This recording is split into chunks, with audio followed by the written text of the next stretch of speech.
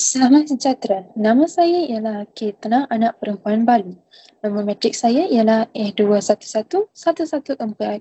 Bagi kursus pembangunan mapan dalam Islam, sesi 2024-2025, saya ingin membentangkan pelan pembangunan mapan Islam bagi kawasan Kajang Bangi menjelang tahun 2050.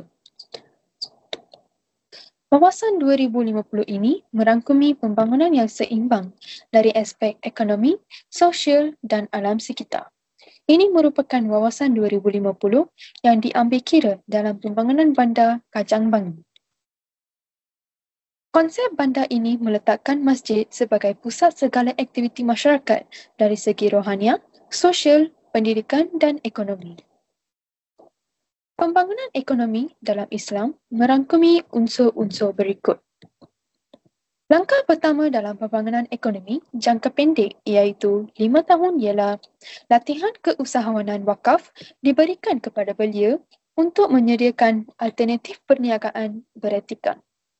Selain itu, tabung mikrokredit bebas riba pula diwujudkan bagi memerangi beban hutang yang menindas.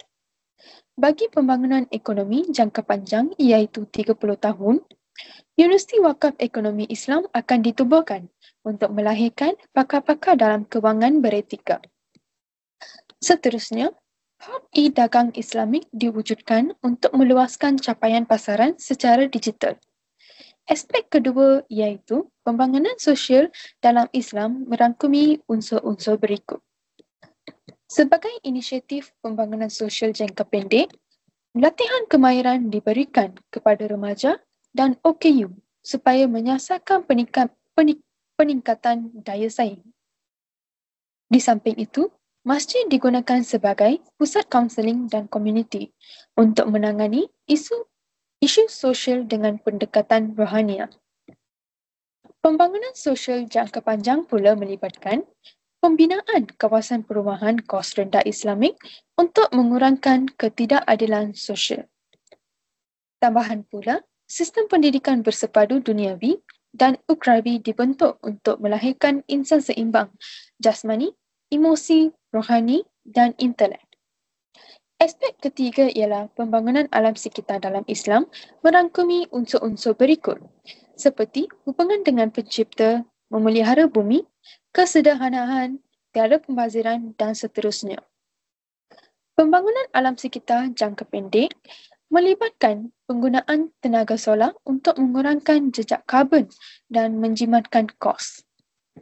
Selain daripadanya, kebun komuniti akan diwujudkan untuk meningkatkan keterlibatan penduduk dalam pemeliharaan persekitaran. Pelan pembangunan alam sekitar jangka panjang ialah pertanian bandar wakaf bertujuan meningkatkan keselamatan makanan dan ekonomi lokal. Di samping itu, Undang-Undang Kawasan Bebas Pencemaran akan diperkasakan demi memastikan kelestarian jangka panjang dan kesihatan awam. Reka bentuk Bandar Kajang Bangi ini mencerminkan integrasi teknologi moden, kehijauan alam dan nilai kerohanian Islam. Tujuannya adalah untuk menjadikan pembangunan insan. Sekian, terima kasih.